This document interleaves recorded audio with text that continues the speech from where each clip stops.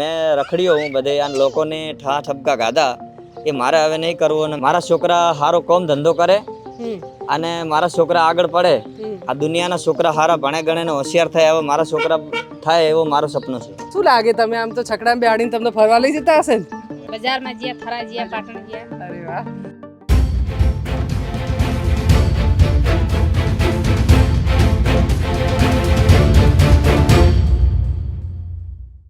નાનપણમાં ડુગડુગી વગાડી અને હે હાલો સાપના ખેલ જોવા, દેરાણી જેઠાણીનો જાદુ જોવા એવું કરીને બૂમ પાડી ખભે ઝોળી માથે પાઘડીમાં ફૂલ ધોતિયું અને ખમીસ પહેરેલા વાદી આપણને બૂમ પાડીને બધા છોકરાઓને ભેગા કરતા અને પછી એક જગ્યાએ ટોળું વળે ને જાદુના ખેલ બતાવીને આપણે બધા બચ્ચાઓ એમની આસપાસમાં ફરી વળતા હતા અને બેસતા હતા અને ખેલ પતે પછી આપણને કહે છે કે આ સાપને દૂધ પાવા પૈસા જોશે, જાઓ ઘરેથી એક વાટકી લોટ કે અનાજ લઈ આવો ને આપણે દોડીને એ લઈ આવતા હતા।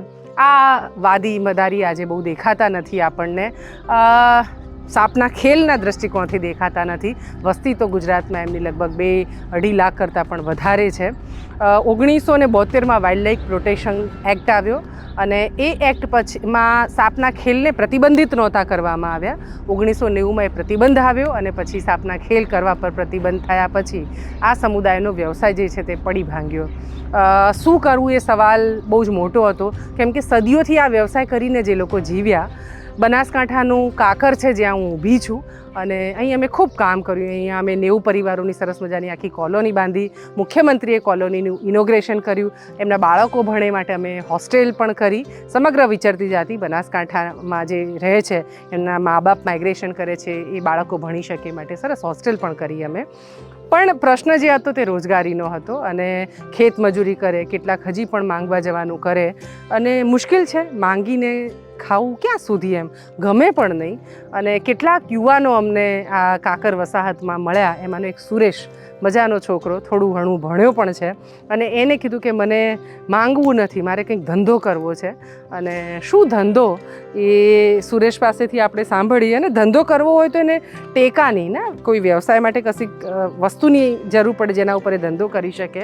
એણે આ નાનકડી આને શું કહેવાય, છકડો જ કહે છે, એણે આ છકડો લેવાનું એણે નક્કી કર્યું અને અમે ક્યાંક મદદરૂપ એને થવાનું સ્વીકાર્યું।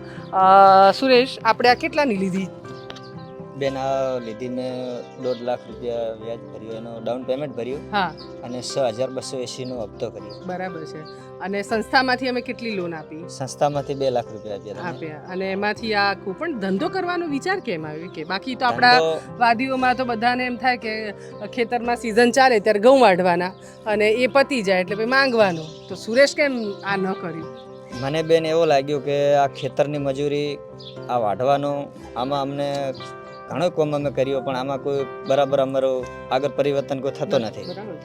એટલે મેં આવું સોચ્યું કે હું હાથે મહેનત કરીને ભલે માથે લોન લઉં બેન જોડેથી અને માથે જવાબદારી લઈ અને કશુંક આગળ વધવાનો પ્રયત્ન કરું।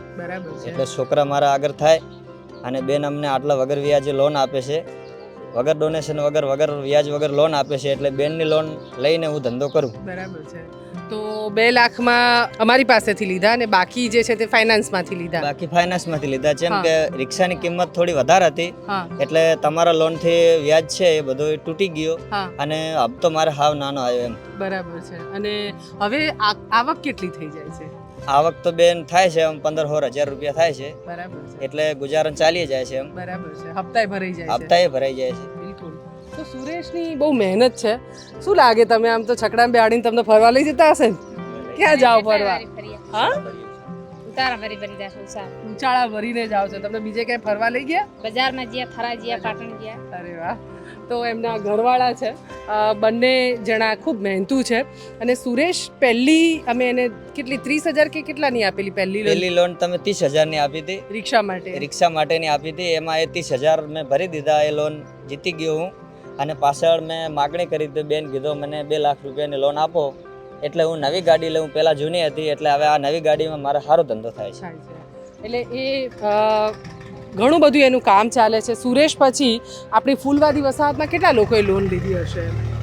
ફૂલવાદી વસાહતમાં કમસે કમ 20 જેવી રિક્ષાઓ થઈ ગઈ તમારી લોન જો ગણવા જઈએ બેન તો 5 થી 100 લોકોએ લોન લીધી છે એટલે તમારી. એમાંથી ઘણું બધું બદલાયું ઘણો બધો બદલાયો ને બધા લોકો બધા ધંધે ચડી ગયા. દુકાન માટે લીધી, કોઈને ટેલર માટે લીધી, કટલરી માટે લીધી.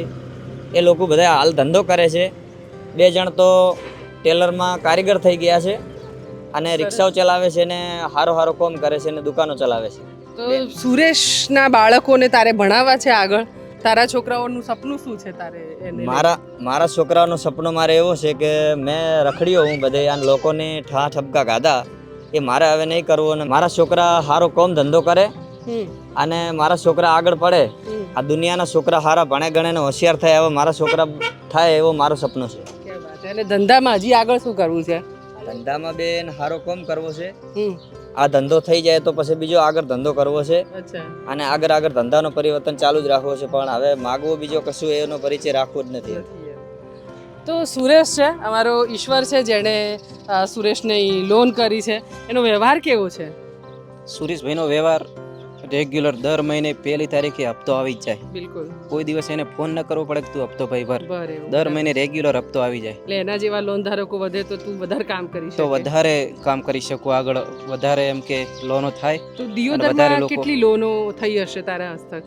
મારા હસ્તક દિયોદર, કાંકરેજ અને લાખણી હમ, 190 લોન થઈ હશે. હમ, હમ.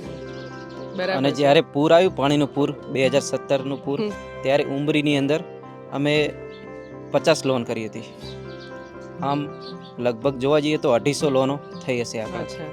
તો સંતોષ છે, તને મજા આવે છે કામ કરવાની? સંતોષ બેન મને પણ કામ હું કરે. ઈચ્છે કે સુરેશ જેવા લોન ધારકો મળે તો વધારે સારું. મને જો સુરેશ જેવા લોન ધારક મળે ને હા, તો ખૂબ કામ કરી તો હું ખૂબ કામ કરી શકું અને ખૂબ એમ કે લોકો પગભર થાય. થઈ શકે. તો આ સપનું છે. એ સપનું. VSSM આવા અનેક પરિવારો સુરેશ જેવા છે એને મદદ કરે છે. ઈશ્વર જેવા અમારા કાર્યકરો છે એ સતત સાથે હોય છે એટલે આ બધું થઈ શકે છે. ઈચ્છીએ કે દરેક વ્યક્તિ સુખી થાય, પગભર થાય, સ્વતંત્ર કમાતો થાય. આર્થિક સદ્ધરતા માણસનું જીવન બદલી નાખે છે એવું અમે વારંવાર બોલીએ છીએ. સુરેશના કિસ્સામાં એ સાચું પણ લાગે છે.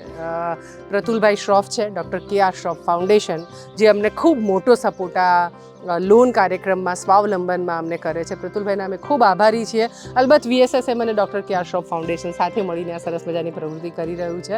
એમનો હૃદયપૂર્વક આભાર વ્યક્ત કરું છું. અને અનેક સ્વજનો છે બીજા પણ જેમણે આવા સુરેશ જેવા અનેક પરિવાર, લગભગ અમે 8000થી વધારે પરિવારોને લોન આપી છે.